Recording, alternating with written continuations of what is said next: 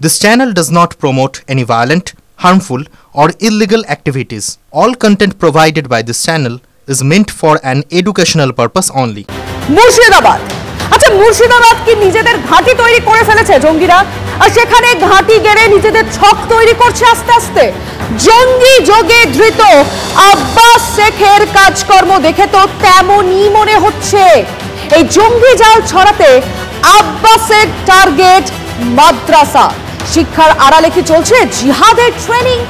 Social মিডিয়াকে ব্যবহার করে তরুণ প্রজন্মকে মোটিভেট করতো আব্বাস।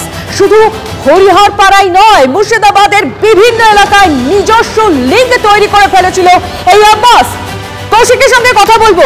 নিশ্চিন্তপুর এলাকার যে মাদ্রাসার কথা বলা হচ্ছে সেখানকার আর কি কেউ গোয়েন্দাদের নজরে রয়েছে কৌশিক? আগে তোমার থেকে আপডেট নেব।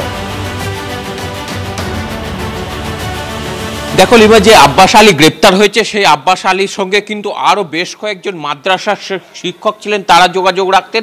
এবং পাশাপাশি যে মগজ ধোলাইয়ের কথা বলা হচ্ছে সেখানে সোশ্যাল মিডিয়ায় ভুয়ো অ্যাকাউন্ট খুলে কিন্তু তিনি মগজ ধোলাইয়ের কাজ করতেন।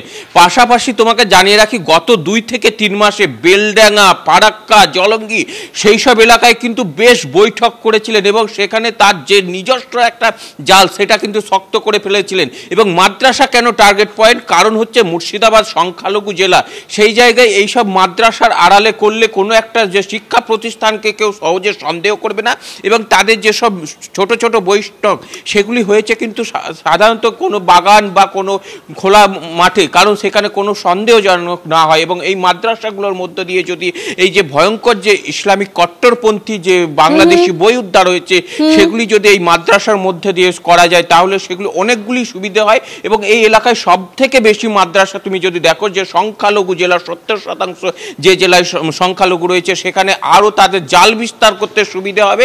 কারণ এইগুলি যদি শিক্ষার মাধ্যমে ভরে দেওয়া যায় তাহলে প্রত্যেকটি মাদ্রাসায় তার যে শিক্ষক রয়েছে, তবে স্ক্যানারে কিন্তু আরো 4 থেকে 5 জন শিক্ষক রয়েছে সেই মাদ্রাসার, অন্যান্য মাদ্রাসার, এবং বেশ কয়েকজন ধর্মগুরু তাদের র্যাডারে যে গোয়েন্দা। একেবারে নিঃসন্দেহে একটা বড় খবর।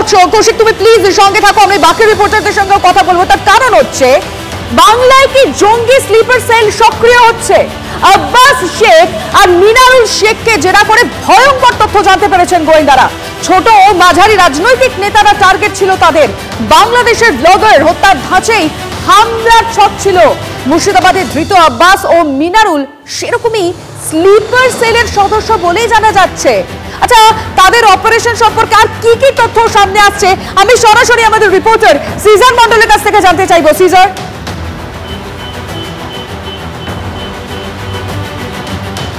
দেখো, মুর্শিদাবাদ থেকে কৌশিক যে মাদ্রাসার কথা বললো সেখানটা কিন্তু এদের মোডাস অপারেন্ডির মধ্যেই পড়ে। তোমার যদি মনে থাকে 2014 সালে যখন প্রথম জামাতুল মুজাহিদিন বাংলাদেশের খাগড়াগড় বিস্ফোরণ পরবর্তী সময়ে যে সংগঠনের বিস্তৃতি যখন প্রকাশ্যে এলো তখন দেখা গেল শিমুলিয়া মাদ্রাসা, যেটা হচ্ছে বর্ধমান শহর থেকে কিছু কিলোমিটার দূরে মঙ্গলকোটের কাছাকাছি, শিমুলিয়া মাদ্রাসাকে কেন্দ্র করে তাদের সংগঠনের বিস্তার হয়েছে। অন্যদিকে এই লালগোলাতে মুকিমনগর মাদ্রাসা, অর্থাৎ মাদ্রাসা বা এই ধর্মীয় শিক্ষা প্রতিষ্ঠানগুলো যেগুলোর অধিকাংশই মুর্শিদাবাদের সুবিধা হচ্ছে মুর্শিদাবাদের সীমান্তবর্তী এলাকা, নদিয়া, কুচবিহার, এরকম বেশ কিছু জেলায় সীমান্তবর্তী এলাকার এই মাদ্রাসাগুলো সরকারি সাহায্যপ্রাপ্ত নয়, এগুলো বেসরকারি উদ্যোগে গড়ে ওঠে। খারিজি মাদ্রাসার একটা অংশ, অনেকাংশেই বলা হয় বেআইনি মাদ্রাসা।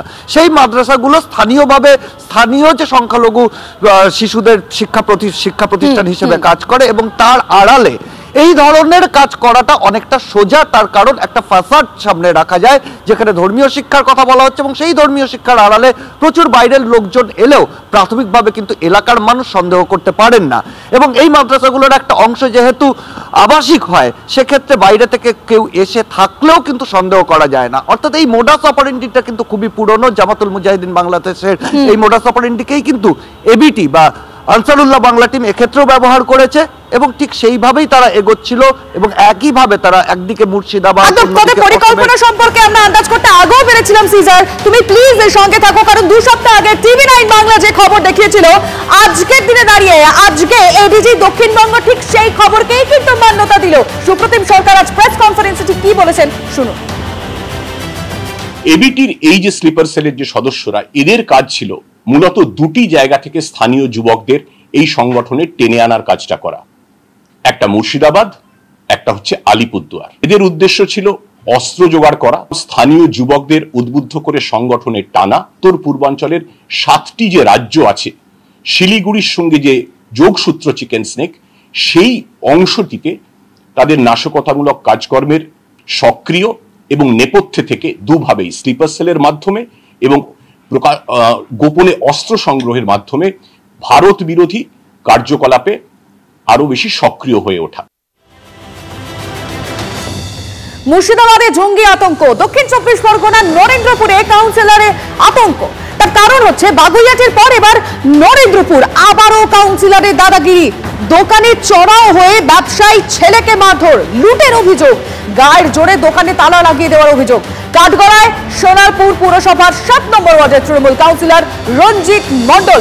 সত্যজিৎ আমাদের রিপোর্টার আমাদের সঙ্গে রয়েছে, আমি সরাসরি কথা বলতে চাইবো সত্যজিতের সঙ্গে। আচ্ছা, কাউন্সিলরের নজর কেন এই দোকানে, সত্যজিৎ? দেখো, এই প্রশ্নের উত্তরে বলা যেতে পারে এই কাউন্সিলর কি বিচারক হয়ে গেলেন। কেন এই কথা বলছি? কারণ যতটুকু আমরা এলাকা সূত্রে জানতে পাচ্ছি যে এই দোকান নিয়ে পারিবারিক একটা অশান্তি চলছিল এবং সেই অশান্তির জেরেই কার্যত বিচারের ভার পড়ে 7 নম্বর ওয়ার্ডের কাউন্সিলর রঞ্জিত মণ্ডলের উপরে। আর তিনি নিজের প্রভাব, নিজের ক্ষমতা দেখানোর জন্য বিগত দিনে একবার তিনি গেছিলেন, আবারও বৃহস্পতিবার তিনি সেই দোকানে যান এবং সুব্রত সরকারের নাবালক ছেলে তাকে মারধর করে, অকথ্য ভাষায় গালিগালাজ করে, দোকান বন্ধ করে দেয়। পরিবারের সদস্যরা, অর্থাৎ সুব্রত সরকারের পরিবারের সদস্যরা অভিযোগ করছে সেখানে 1.5 লক্ষ টাকা রাখা ছিল, সেই টাকাও নিতে পারে বলেও অভিযোগ করেছে। ঘটনার তদন্ত নরেন্দ্রপুর থানার পুলিশ আধিকারিকরা শুরু করেছেন। কিন্তু প্রশ্ন হলো, আমাদের কাছে অভিযোগকারী এবং কাউন্সিলরের উভয় পক্ষের বক্তব্য রয়েছে, শুনবো কি বলছেন। এখানকার কাউন্সিলর রঞ্জিত মণ্ডল উনি এলেন, এসে আমাকে এখানে দোকানে বসে থাকা অবস্থায় বললেন যে শাটার বন্ধ করো, সব দোকানপত্র বন্ধ করো। অশ্লীল গালাগাল এবং দুমদাম চট থাপ্পড়, মাথার চুল ধরে মেরে একদম করে দিয়েছে এবং আমার প্রসঙ্গে আঘাত করে। আমরা ফুল আতঙ্কে আছি। এটা প্রথম না, এখান থেকে 7 বছর আগে একবার মেরে আমাকে রক্তপাত করেছিল এবং সে সবকিছুই ওর পয়সা দিয়ে ও কেনার চেষ্টা করে। বলছে দোকানদার বলেছে, কোন দোকানদার? ছেলের কমপ্লেন লঞ্চ করার দরকার, বাবা ছেলেকে বুঝিয়ে নিয়ে গেছে, তার মানে এই নয় আমি তার গায়ে ওয়েট করি বাচ্চা গায়ে হাত দেবো। আর আজকের বিগ ব্রেক অ্যাট 6-এ জিনাতের কথা বলতেই হচ্ছে। জিনাতের আতঙ্কে তটস্থ বেলপাহাড়ি। জিনাত কে জানেন? জিনাত কোনো মাওবাদী নেত্রী নন, ওড়িশার বাঘিনীর কথা বলছি। সিমলাপাল থেকে পালিয়ে তিনি এখন ঝাড়গ্রামের বেলপাহাড়ির শিমুলপাল এলাকায় ঢুকে পড়েছেন। বাঘিনীর ভয় স্থানীয় স্কুলে তড়িঘড়ি ছুটির ঘন্টা বেজে যায়। জিনাতের নাগাল কি পাওয়া গেল? চলুন তো আপডেট নিই। আমাদের রিপোর্টার গয়া তো আমাদের সঙ্গে সরাসরি রয়েছে বেলপাহাড়ি থেকে। গয়া, কি খবর?